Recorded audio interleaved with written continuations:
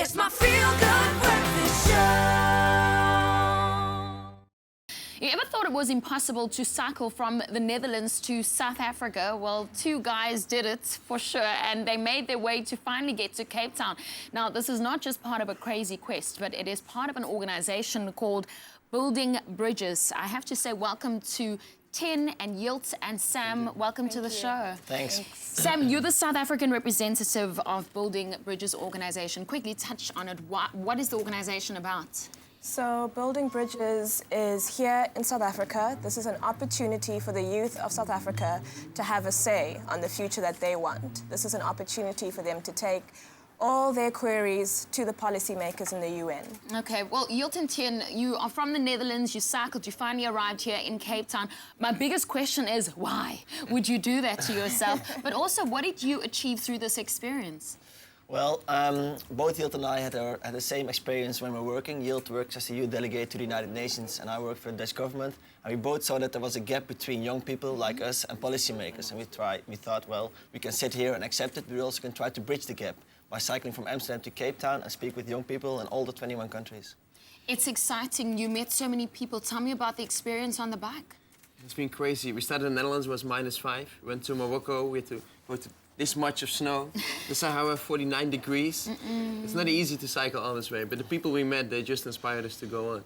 Young people all over the country are watching this morning and they're inspired by what you guys are busy. You're talking about bridging that gap, and I want to touch on that with the 2015 agenda. Just how much do young people experience? I mean, we're all different. You met so many people from different continents. What we want to do is we want to get out the personal story. So at the UN, policymakers, often old guy in suits and ties, they're talking about the reality, but it's far away from ours. So we want to get the real story out there. What do you want the rest of the world to experience? Because, I mean, I heard about the crazy Dutch guys on the bikes, you know? and then you get to the gist of the story and you realize that you are world-changing people. You're people with a voice. What do you want your experience to teach other young people? Well, important to tell is that it's not about two guys on a bicycle, but it's about young people from Amsterdam to Cape Town. We want them to empower themselves, to give their voice to the policymakers on local, national, but also international level. And we will go to the UN to present the outcomes of the project and tell them, well, you've got your agenda, but the priorities of young people are maybe unemployment, maybe education, because those two are the ones we have the most. Sam, you're the South African ambassador. Being present in South Africa and knowing that you also have a voice, what's your message to everyone?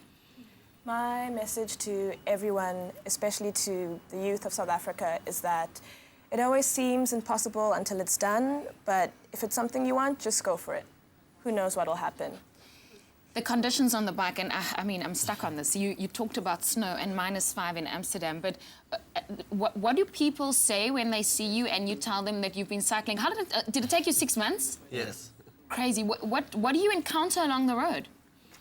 Yeah, we met so many people who started laughing when they heard the idea. Of course, it's crazy to cycle from Amsterdam to Cape Town, but it's possible. And when you're on a bicycle, people are really open to invite you in their homes, because we didn't use hotel, we didn't use fancy places. We just knocked on the door at the end of the day and asked people, can we stay here for a night and can we have a chat this evening with you? And that was great, and people they